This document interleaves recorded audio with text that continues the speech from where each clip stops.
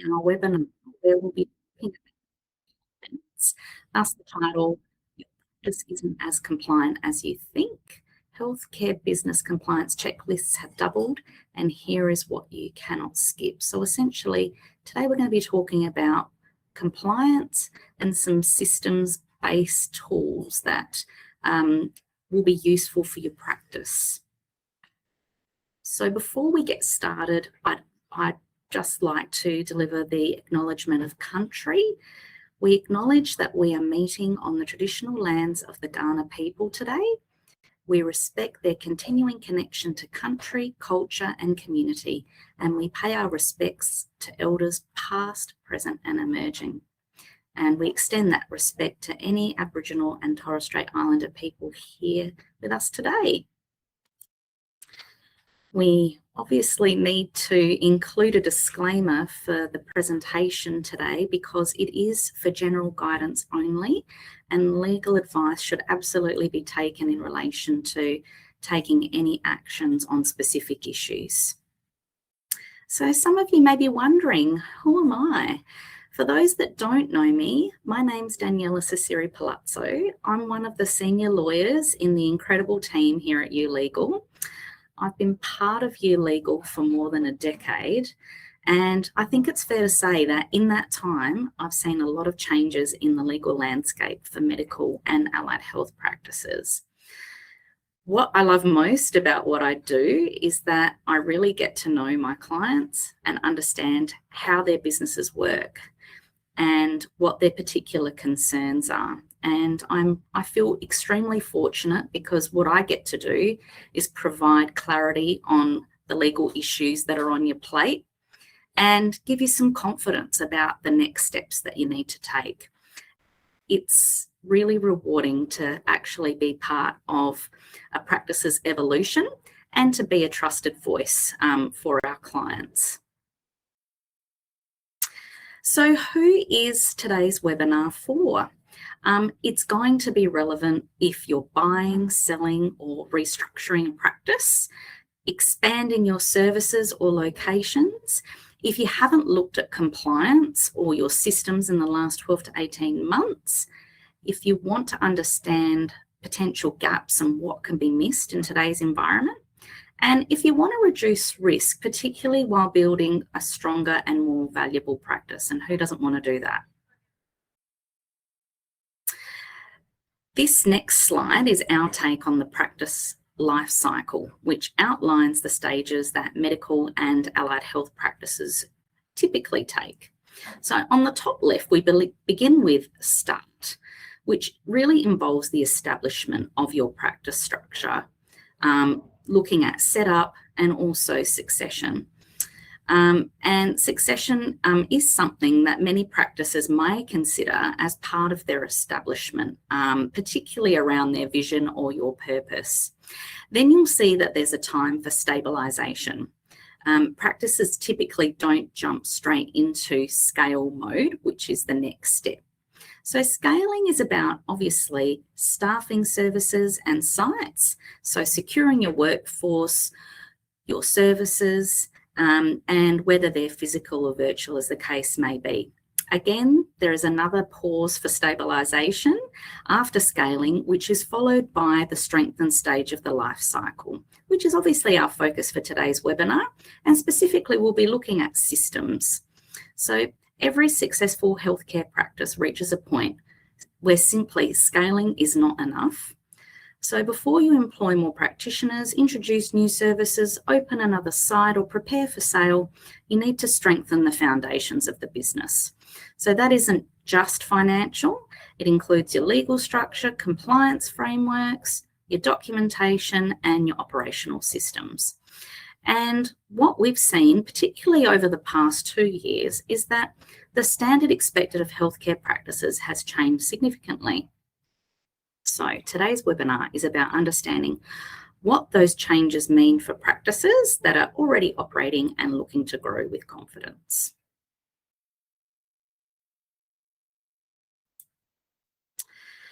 So many practices believe compliance is something that you deal with when a problem arises. The strongest practices treat compliance as part of building a resilient business. Every new practitioner, every new service, and every operational change increases the complexity of the practice. And so unless your compliance framework evolves alongside the business, gaps can emerge. We're going to talk about systems today. And every healthcare practice has legal obligations across employment, contractor arrangements, privacy, governance, payroll, tax, and clinical operations. So the first step is understanding where those obligations exist within your practice. And once you can clearly see your systems, responsibilities, and processes, you can identify gaps before they become an expensive problem. Before we look at the individual legal changes, it's important to understand why these topics all sit within the systems pillar of the practice lifecycle. So historically, compliance was often seen as a legal issue, and today it's much more of an operational issue. Regulators aren't simply asking whether you have a policy. They're asking whether your practice has systems that consistently produce compliant outcomes. So, for example, if your reception team obtains assignment of benefit consent differently every time, or your practitioners apply telehealth eligibility rules inconsistently, the issue isn't the document, it's the system. The practices that manage compliance well have clear workflows, regular staff training, and consistent processes that support day-to-day decision-making. That's why we'll begin with the operational systems that underpin Medicare, telehealth, and new clinical models. Let's move to Medicare. So one of the biggest changes this year has been the government's continued reform of Medicare administration. Not necessarily what services you can bill, but how practices obtain patient consent, document bulk billing, and manage Medicare records. The aim is to move away from older paper-based processes towards digital consent and stronger record keeping, while improving Medicare integrity and reducing fraud. At the same time, telehealth continues to evolve with ongoing requirements around My Medicare registration, patient eligibility, and documenting why a telehealth consultation was appropriate. So Medicare compliance today is increasingly about having robust administrative systems, not just selecting the correct item number. A significant change has been the modernisation of the assignment of benefit process. Historically, many practices relied on paper forms or temporary COVID-era arrangements for obtaining patient consent when bulk billing.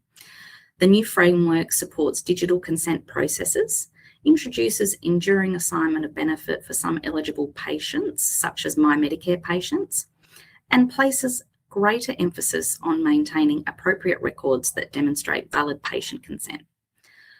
For most practices, this means reviewing billing software, administrative workflows, and staff processes to ensure that they reflect the updated requirements, not simply assuming that your existing processes are still compliant.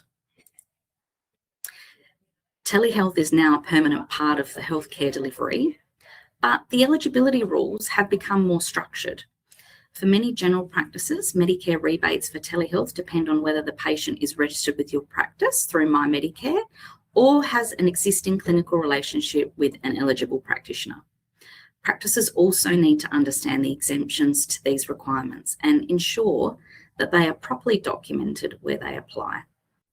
The practical message is that telehealth is no longer simply, can we do this appointment by phone?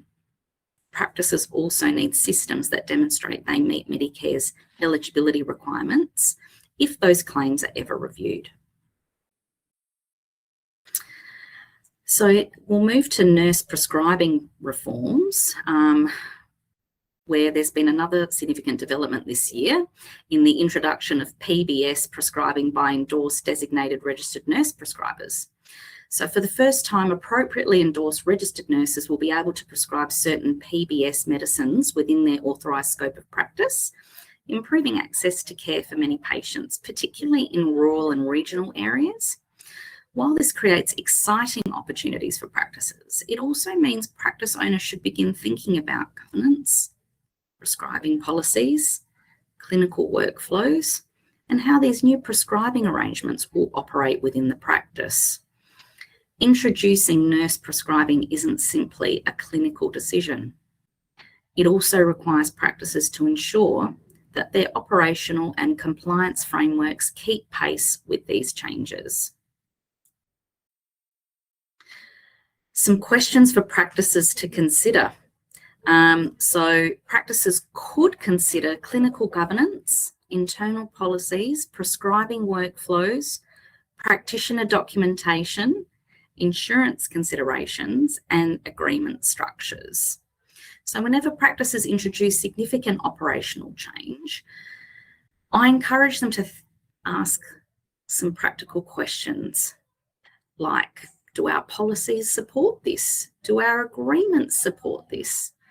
Do our workflows support this? Those questions help ensure that operational change and compliance evolve together in the same direction.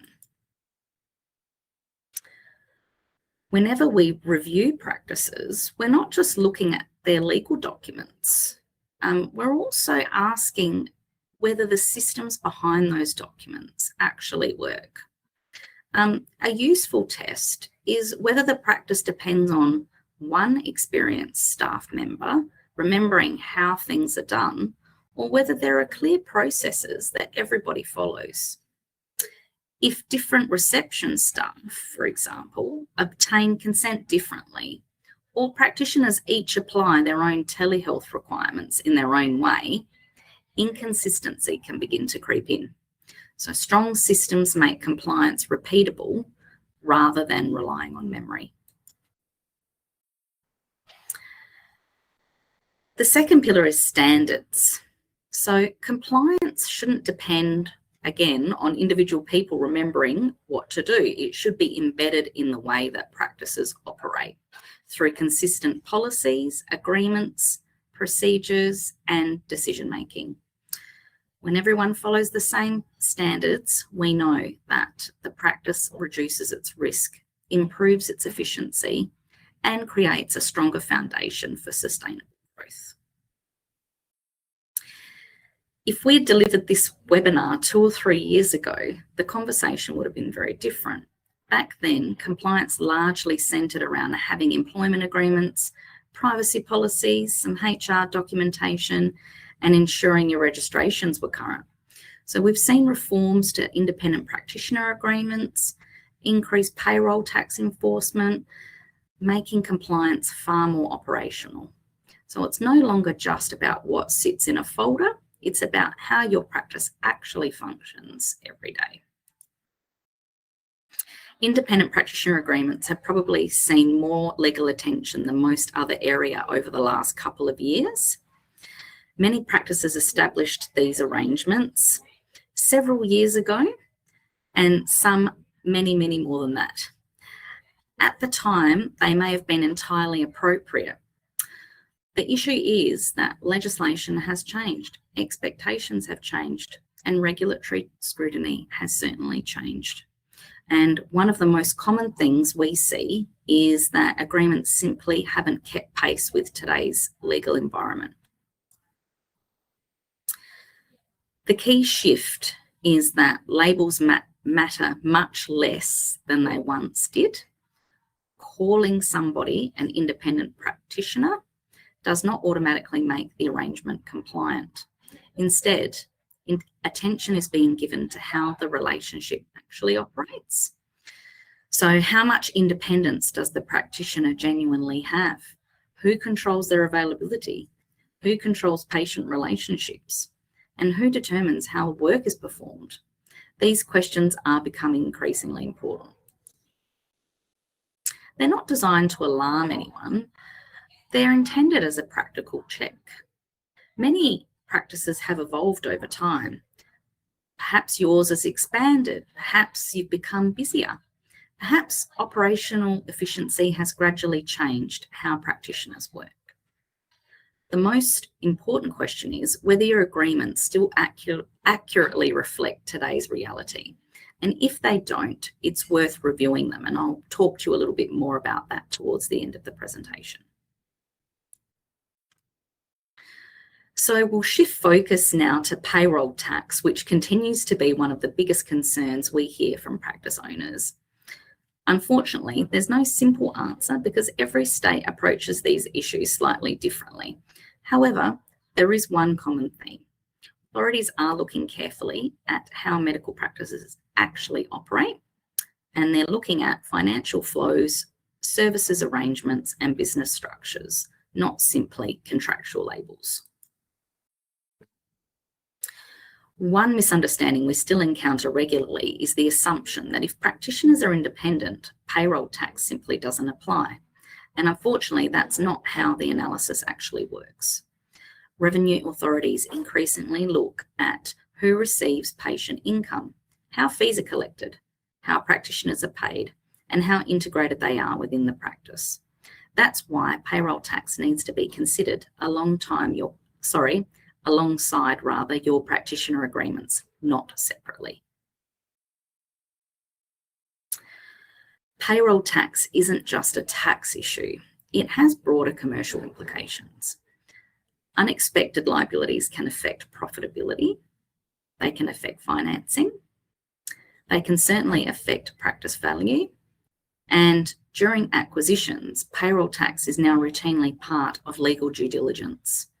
Increasingly, buyers want certainty before they proceed.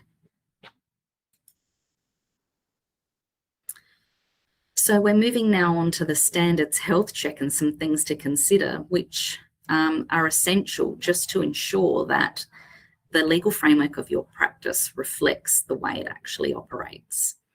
Many practices aren't deliberately non-compliant. They've simply grown. They've added practitioners, expanded services, changed workflows without updating the agreements that support those changes. And that's where the risk really develops. A periodic review helps ensure your documentation keeps pace with your business rather than falling behind it. And that's certainly something from a risk management perspective that I'd encourage all of you to do, and that is just to diarise the routine and regular review of all of your agreements from time to time. We're looking here at the third pillar now about security. And so when you hear that, you may think cybersecurity, and it's not just about that. It's also about protecting the practice itself. Strong compliance protects profitability by reducing exposure to unexpected liabilities, protecting reputation through well-governed systems, and supporting your future growth and strengthening your value in the event of investment or sale. This is where compliance is more than just a legal obligation. It really becomes a commercial asset.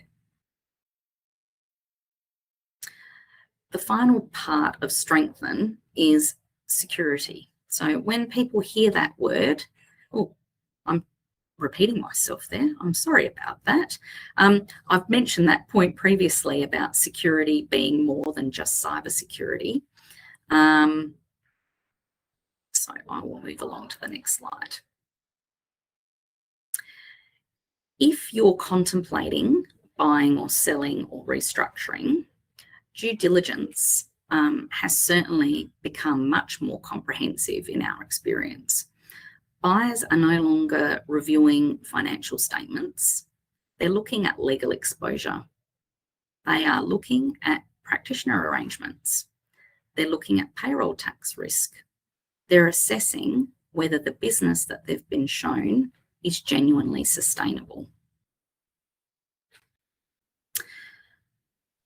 From what we see, the practices that present the best during due diligence often have one thing in common. Their documentation aligns with their operations. Everything tells the same story. There's current agreements, there's clear governance, there's documented compliance processes, evidence that the practice has proactively reviewed its risks, and obviously that results in increasing buyer confidence. One of the reasons we wanted to present this webinar is because most compliance issues don't arise through deliberate wrongdoing. They arise because practices evolve and we see gaps emerging in documentation where the law changes, the service offering changes, a new practitioner joins, for example, and the documentation just simply doesn't keep pace with it all. So here, I can see that we're looking at asking some queries about security health checks, some pointed questions about whether your practice would withstand legal due diligence today, and have key compliance risks been reviewed in the last 12 months? Are all of your agreements, governance and operations telling the same story? Could you quickly produce evidence of your compliance if requested by a regulator? And most importantly, to get to the heart of what it is that you're actually doing in terms of its commercial focus, is your practice ready for growth, investment or sale? So some key takeaways from today about what's changed. Compliance has become broader, it's become more operational, it's become more commercial, and increasingly, good compliance supports not only risk management, but also practice value and future growth. And that's really the message we wanted to leave you with today. We've covered a lot, but I don't expect anyone to walk away and fix everything tomorrow. Instead, perhaps you could contemplate which pillar needs your attention first. Do your systems need updating? Do your agreements still reflect how the practice operates? Or is it time to prepare the practice for future growth, investment or sale? Strengthening your practice is an ongoing process, and addressing these areas proactively is almost always easier than responding after a claim, purchaser or revenue authority identifies an issue. So here we're giving you some perspective on potentially how to put today's discussion into action. Some of you may need to start at reviewing the state of your existing practitioner arrangements. Others might be concerned about payroll tax, while some might be preparing for an acquisition or expansion.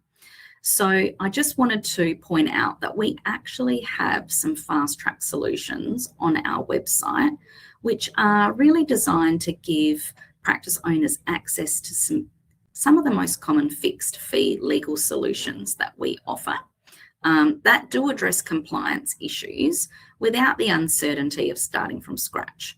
So depending on your practice's needs, these include reviews of practitioner services agreements, payroll tax, practice structures, legal lease reviews, acquisition due diligence packages, and our practice setup compliance bundle. And that brings together key legal documents such as your practitioner services agreement, privacy documentation, and lease review. So the aim is to help you strengthen your practice and your compliance framework proactively, rather than waiting until an issue is identified. So if today's webinar has highlighted an area you'd like to review and you'd like to have a chat with me, I'd be very happy for you to book in a call with me, and we can discuss your individual circumstances over the phone in a complimentary call. I'd also encourage any of you that have some concerns about your existing practitioner agreements, if you would like to send them through to us via email with some details that I'll provide shortly, we can give you some informal feedback about those on a complimentary basis. So I just wanted to extend that invitation to everybody that's here today. My details are here. I'm assuming you'll all have access to my personal contact details so that you can reach out to me after the call, or if you have any issues that pop up. And here is the code for you to be able to book in your complimentary call with me after our webinar. Here is a snapshot of how we at ULegal support your practice. We don't just prepare documents, we do want to help you to build a stronger and more valuable practice. And if you're not already part of our Facebook group, I'd love for you to join us at ULegal for Doctors. Here you have an avenue for us to be able to provide regular updates about changes in the law that may impact your practice, and to also ask questions and connect with peers. Now, I'm not sure if there are any questions that have arisen from our discussion today. I'll just defer to Alicia about that. Oh, there's no questions. So on that basis, I'm very happy to give you all an early minute. Thank you so much for your attendance, and I look forward to connecting with you again soon.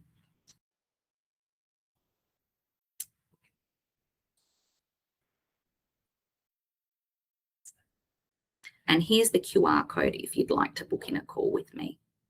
Thanks, everyone. Have a good afternoon. Bye.